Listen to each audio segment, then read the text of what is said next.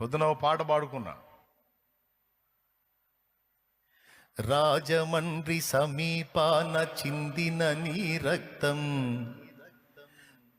రక్కసి మూకల మార్పుకు మొరపెట్టును నిత్యం.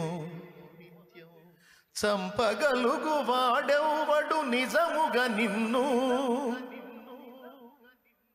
చంపగలుగు వాడెవ్వడు నిజముగా నిన్ను. చావును గెలిచిన యేసే లేపుతాడు నిన్ను.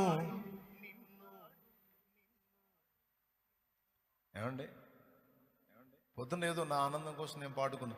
ధన్యుడవో అన్న పగడాల ప్రవీణన్నా, ధన్యుడవో అన్న పగడాల ప్రవీణన్న, దయామయుని హత సాక్షిగా ఒరిగినావన్న. ధన్యుడవో అన్న పగడాల ప్రవీణన్న, దయామయుని హత సాక్షిగా ఒరిగినావన్న. ఏమండి, గొప్ప గొప్ప సేవకులకు దక్కే ఈ భాగ్యం, హతసాక్షుల కవిలెలోన దక్కే నీకు స్థానం. పేతురన్న పౌలన్న నిలిచే ఆ వరుసలో, నీవు కూడా నిలిచేవు అన్నా ఇది సత్యం. నీవు కూడా నిలిచేవు అన్నా ఇది సత్యం.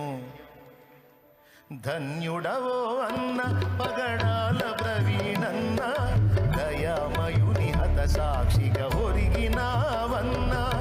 ధన్యుడవో అన్న. దేవునికి స్తోత్రం.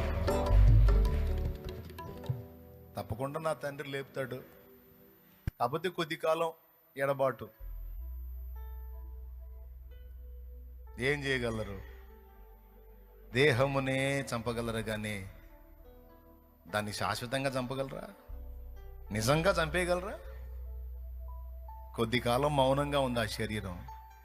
ఆయన కేక విన్నప్పుడు తిరిగి లెగుస్తాడు ఆయన. ఈసారి లేచే శరీరం అక్షయ శరీరం.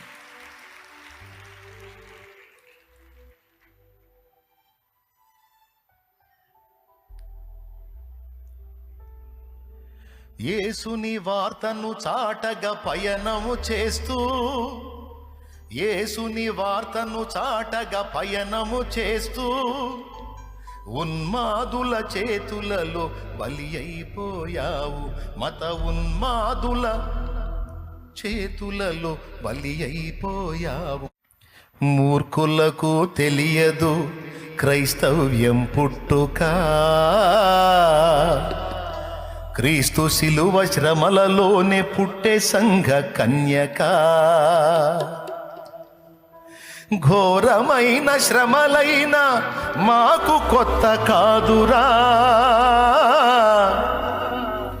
ఘోరమైన శ్రమలైన మాకు కొత్త కాదురా. ఒక మనిషిని చంపితే 1000 మంది లేచురా,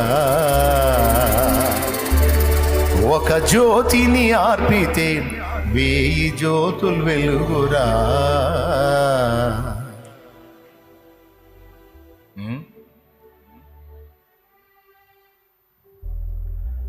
వేట కుక్కల్లాగా పొంచి ఉంటారు సాతాను సంబంధులు.